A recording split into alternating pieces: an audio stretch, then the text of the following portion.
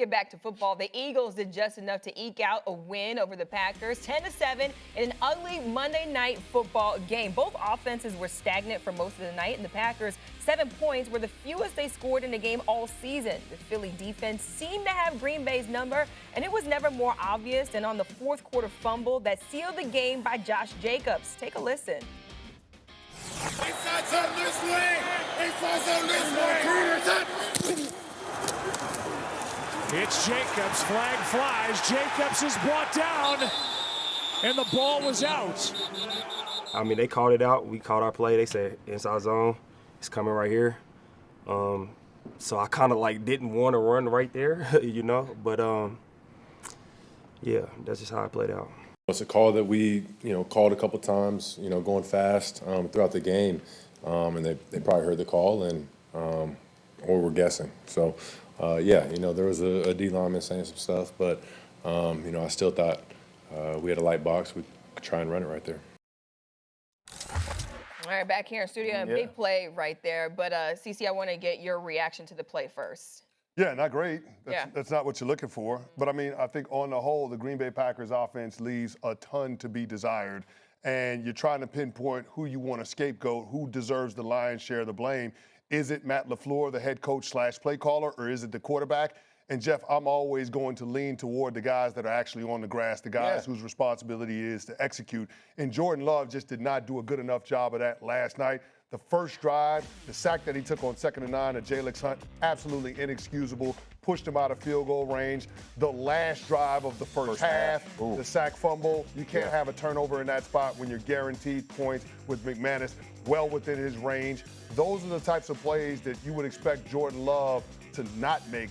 First rule of thumb for quarterbacks is do no harm, and Jordan Love didn't do that last night. And so with a defense that played well enough to win, Jordan Love has got to be able to support the cause and help out with being able to make plays or avoid the negatives. He did not do that. Just a quick response from me here. I would tell you that if you're talking about last night, because all the plays that you just highlighted, of course it's Jordan Love. If you're talking about the Packers overall, I'm looking at Matt Lafleur. You're the head coach. You're the play caller.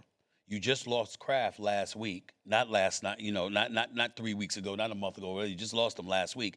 And still in all, by the way, you only averaged 6.4 points in the first half over your last 7 games. Yeah. So, again, this has been something that's been ongoing. This is week 9, bro. This ain't week 15. You know what I'm saying? Over the last 7 games, that means pretty much since the season started, you ain't been doing much in the first half. That's on you. Yeah. You the play caller. You Matt Lafleur. You get the penultimate contract here. You said it. You pointed it out. Your second to last year on your contract. You know what's at stake. What y'all doing? So I'm going to look at Matt Lafleur. Yeah. I agree. I would probably tend to lean towards Matt Lafleur as well. I'll say this, too, that play call in particular, the inside zone when you're getting it called out, 4th and 1, all that kind of thing. And you, Cesar, you and I know this. Like defensive, they know tendencies, right? They know setups, they know alignment, receiver alignment, all those things. These guys see it. They're very smart. They're adept at understanding what our tendencies are in those.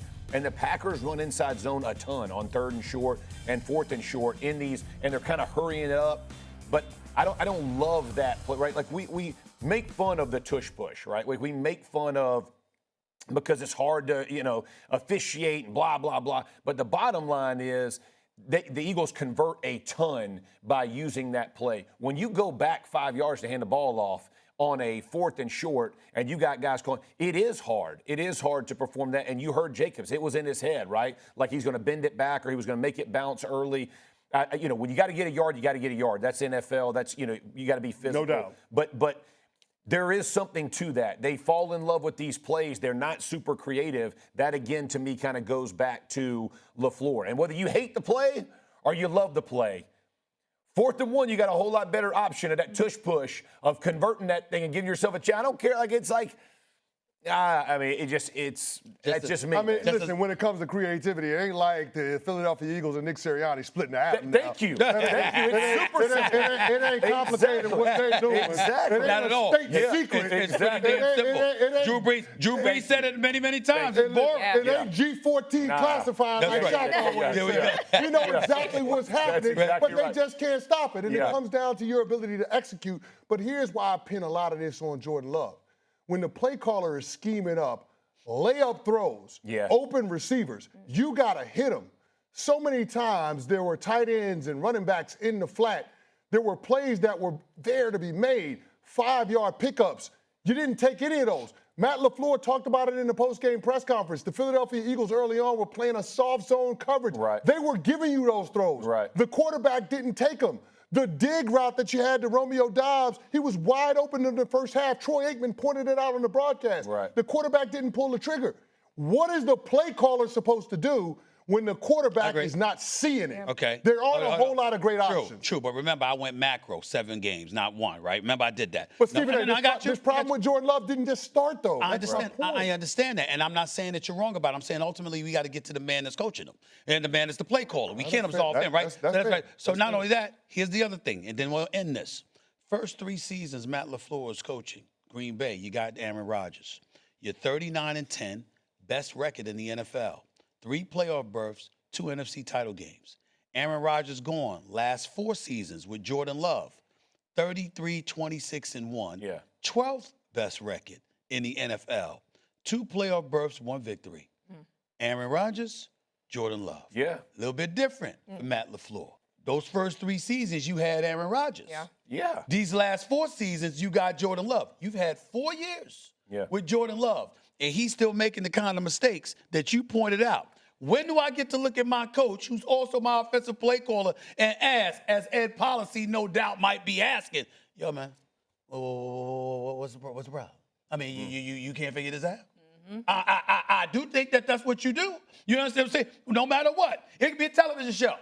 It could be a football team. It could be a basketball team. Listen, why are we having these problems? Yeah. Why hasn't this been fixed? What's going on? How much time do they have to figure it out after 4 years? So last night, I think there's 2 conversations. Last night, there were some drops. There were some drops that hurt Jordan Love, right, and hurt their game. Yeah. But you know?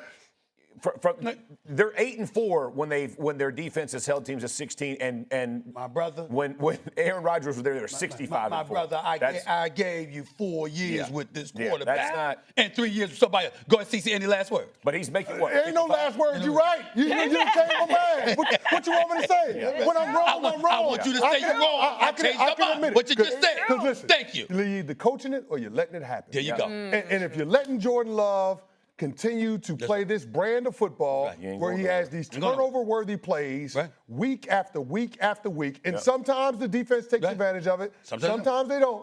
But the plays are still there. You turn on the tape against the Carolina Panthers. The ball hits Mike Jackson in both hands in the end zone. That's a throw that you can't make if you're Jordan Love. The Cincinnati Bengals game, first half, an interception in plus territory. You can't make the throw. The Cleveland Browns game, the interception at the end. You can't make the throw. You got to eat it, take a sack, and punt. But if Jordan Love continues to do this, which he has over the course of his 2.5 years as a starter, then a part of that is on the head coach. There you go. Look, time is ticking. 4 years is a lot of time with a quarterback to figure it out. If you can't fix it, somebody else will. If you can't fix it, somebody else will. Now, I tell you that much. I bet you if the Green Bay job opened up, you'd have people that'd rather take the Green Bay job than the Giants. I promise you that. For sure. Okay, then. Okay, then. Well, I mean, I think that, what are the, I mean. I'm just talking about in terms of talent, stuff like that. No doubt. In other words, you Matt Lafleur, you got talent on the squad. There's no doubt. You got talent on the squad. And that defense showing up. What's up? It's on you. That offense is your thing. Lafleur. Then you got to get it done. You got to get it done. That means it's time for us to